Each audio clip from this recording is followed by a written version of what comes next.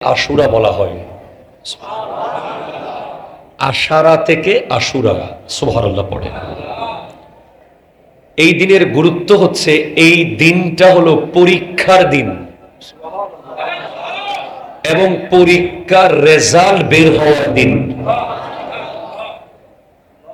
হযরতে আদম আলাইহিস সালামের তওবা কবুল হয়েছে 10 মুহররম। হযরতে নূহ আলাইহিস সালামের নৌকা তীরে গিয়ে ভিড়েছে 10 মুহররম। হযরতে সুলাইমান আলাইহিস সালামের হারানো আংটি ফিরে পেয়েছেন 10 মুহররম।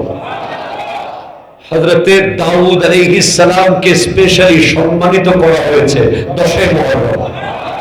হযরতে সুলাইমান আলাইহিস সালাম, হযরতে আইয়ুব আলাইহিস সালাম রোগ থেকে মুক্তি লাভ করেছেন 10 মুহররম।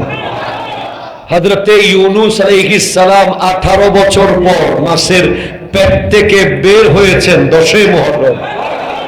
হযরত আদম আলাইহিস সালামের জন্ম হয়েছে 10 মুহররম। হযরত আদম আলাইহিস সালাম পর্দা করেছেন 10 মুহররম। দুনিয়া সৃষ্টি হয়েছে 10 মুহররম। দুনিয়া শেষ হয়ে যাবে 10 মুহররম। 10 মুহররম আমার দয়াল নবী হিজরত করেছেন 10 মুহররম। এবং গোটা বিশ্বের সমস্ত আশিকিন, মুহিব্বিন, মুতাআল্লিকিনদেরকে হক আর বাতিলের পার্থক্য একেবারে ক্লিয়ার বুঝিয়ে দিয়ে গোটা দুনিয়াবাসীকে একেবারে স্বচ্ছ নিখুঁত ভাবে হক বাতিলের পার্থক্য বুঝাতে গিয়ে নিজের হাত বাঁচাতে গিয়ে গলা দিয়েছেন ইমামে হোসেন 72 জন সাথী নিয়ে 10 মুহররম। এজন্য দ্য সিগনিফিক্যান্সি অফ আশুরা আমাদের জন্য গুরুত্বপূর্ণ। অনেকে বলবে 10 মুহররম তো নবীদের বিভিন্ন ঘটনার জন্য দামি, হোসাইনের জন্য না।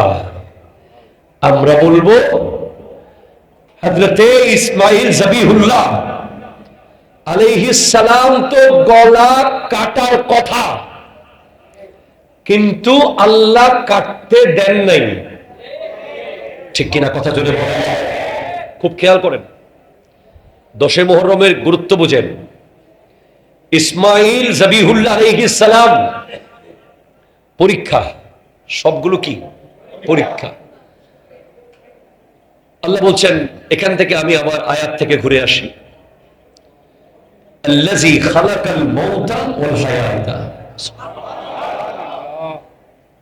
যিনি মওত সৃষ্টি করেছেন এরপর হায়াত, লিয়াবলুয়াকুম, পরীক্ষা করার জন্য, আইয়ুকুম আহসানু আমালা, ইবাদতের দিক থেকে তোমরা কে শ্রেষ্ঠ, এই পরীক্ষাটা করার জন্য, নেক আমলের দিকে কে এগিয়ে, এই পরীক্ষা করার জন্য আল্লাহ মওত বানিয়েছেন, তারপরে হায়াত বানিয়েছেন। এক্সাম।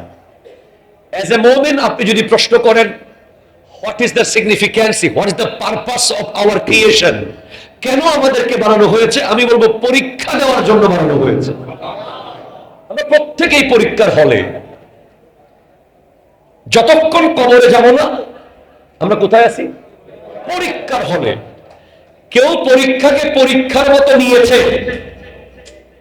কেউ পরীক্ষাকে মজাক হিসেবে নিয়েছে, কেউ পরীক্ষার হলে গিয়ে মজা করছে, কেউ পরীক্ষার হলে গিয়ে কাগজ আর কলম নিয়ে ডানে বামে না দেখে লেখা শুরু করছে। ঠিক কিনা কথা জোরে বলেন। দুজনেই পরীক্ষা দিয়েছে। একজন দুনিয়াতে শ্রেষ্ঠ রেজাল্ট করেছে, আরেকজন কালের গর্ভে হারিয়ে গেছে। কলম সেম, খাতা সেম, হল same, examiner same, topic same, syllabus same, কিন্তু যিনি পরীক্ষা দিচ্ছেন তারা দুজন সেম নন। পরীক্ষা। কোরআন বলছে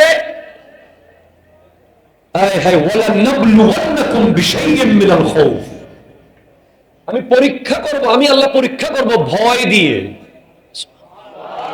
ওয়াল জু, ক্ষুধা দিয়ে, ওয়ানাকসিম মিনাল আমওয়াল, সম্পদ নষ্ট করে দিয়ে পরীক্ষা করব, ওয়াল আনফুস, সন্তান কেড়ে নিয়ে পরীক্ষা করব, ওয়াস সামারাত, ক্ষেত খামার শেষ করে দিয়ে পরীক্ষা করব, ওয়াবাশশিরিস সাবিরিন, এরপরেও যে দাঁড়িয়ে থাকবে তার নাম হলো হোসেন।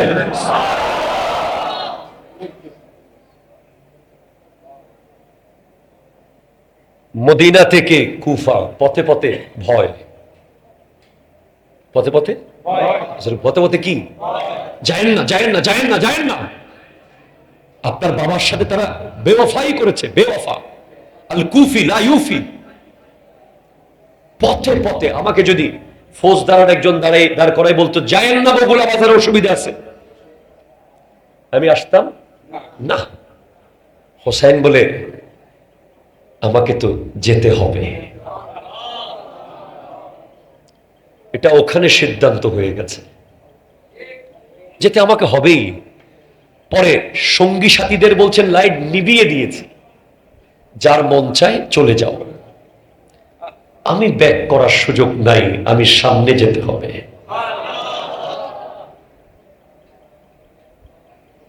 ওই জু, খোদা, খাবার নাই, পানি নাই, 4000 সৈন্য ফুরাত নদী ঘেরাও করে রেখেছে। আপনি শুনে অবাক হবেন, হযরত আলী আসগরকে 3 দিন কারবালার মাঠে যখন ছিলেন জমিনে রাখতে নিষেধ করা হয়েছিল। রাখা যাবে না জমিনে, কেন? ইসমাইল জাবিহুল্লাহ আলাইহিস সালাম পায়ের মুড়ি মেরেছিলেন, জমজম বের হয়েছে। হযরত আলী আসগর নওয়াসায়ে রাসূল ইমাম হোসেনের বেটা যদি আমার জমিনে পায়ের মুড়ি মারে, কারবালার মাঠে একটা জমজম বের হয়ে যাবে। বের করা যাবে না, কেন? আমরা পানি পান করতে আসি নাই, পানি পান করাতে এসেছি। আপনি পান করা আর পান করানো দুটার মধ্যে আকাশ আর পাতাল বেশ কম আছে। আমার নবী রাহমাতাল লিল আলামিন রহমত বন্টন করতে এসেছেন। আলী আসগর রাদিয়াল্লাহু তাআলা তীর ঢুকেছে তো গলায়, জিজ্ঞেস করেছে পানি পান করে নাই? না করে নাই। কেন? আরে এখানকার পানি কি পান করবে, ওদিকে নানা তো হাউজে কাউসার নিয়ে দাঁড়িয়ে আছে। কারবালা আসে, কারবালা যায় প্রত্যেক বছর। আমার তরুণ প্রজন্মের জন্য বিশাল মেসেজ। আপনি মোটরসাইকেল নিয়ে স্টান করতে পারতেন না যদি আপনি কারবালা বুঝতেন, ঠিক কিনা কথা বলেন? আপনি ক্ষমতা চলে যাওয়ার পরে বা ক্ষমতা ফিরে আসার পরে অহংকার, পাওয়ার, স্ট্রেংথ, ক্ষমতা, বাহাদুরি দেখাতেন না যদি আপনি কারবালা বুঝতেন। আপনার মাথার চুল ইহুদিদের মতো হতো না যদি আপনি কারবালা বুঝতেন। আপনার ফেসবুক আইডিতে নায়ক নায়িকার ছবি থাকতো না যদি আপনি কারবালা বুঝতেন। আপনি রাস্তায় দাঁড়িয়ে ব্রিজের উপরে ব্যানসন সিগারেট খেতে পারতেন না যদি আপনি কারবালা বুঝতেন। আপনি জুমার দিন 2 রাকাত নামাজ পড়ে বের হয়ে যেতে পারতেন না যদি আপনি কারবালা বুঝতেন। আপনি আপনি আপনি পারতেন না, পারতেন না, পারতেন না। কেন? আপনি যে মুসলমান, এই আপনার মুসলমানিত্ব দাঁড়িয়ে আছে ইমাম হোসেনের রক্তের উপরে। আপনার বগুড়া বাজারে মসজিদ দাঁড়িয়ে আছে আমার নবীর চাচা আমির হামজার 70 টুকরার উপরে। আপনার ইসলাম, আপনার মুসলমানিত্ব, আপনার ঈমান, আপনার ঈমানদারি দাঁড়িয়ে আছে লাখো শহীদের রক্তের উপরে। মদিনা থেকে বকুলা বাজার ইসলাম এমনে চলে আসে নাই, অনেক রক্ত লেগেছে, অনেক রক্ত। সে রক্তগুলোর মধ্যে সিগনিফিক্যান্ট, বড় গুরুত্বপূর্ণ রক্ত, যেই রক্তগুলোর সাথে আমার নবীর রক্ত মিলে একাকার হয়েছে। ইমাম হুসাইন পাকের রক্ত, ইমতিহান, পরীক্ষা। আপনারা কি আছেন নাকি আমার সাথে? বিরক্ত হবেন না তো? হযরত সোয়ালেহ আলাইহিস সালামের উম্মত বলছেন, আপনি যদি নবী হন একটা ওট আনান পাহাড় থেকে। সোয়ালেহ আলাইহিস সালাম আল্লাহকে বলেছেন, আল্লাহ একটা জান্নাত থেকে ওট পাঠিয়ে দিয়েছে। কোরআন বলছে হাযিহি নাকাতুল্লাহ, এটা আল্লাহর ওট। Please concentrate. আবার কোরআন বলছে এটা ফিতনা। ফিতনা শব্দের আরেক অর্থ হলো পরীক্ষা। এই ওটটাকে তোমরা যে আনাইছো এটা সাধারণ কিছু আনাও না, তোমরা একটা পরীক্ষা নিয়ে এসেছো। এখন এই উটের তাজিম করা আর না করা একটা পরীক্ষা শুরু হয়ে গেছে।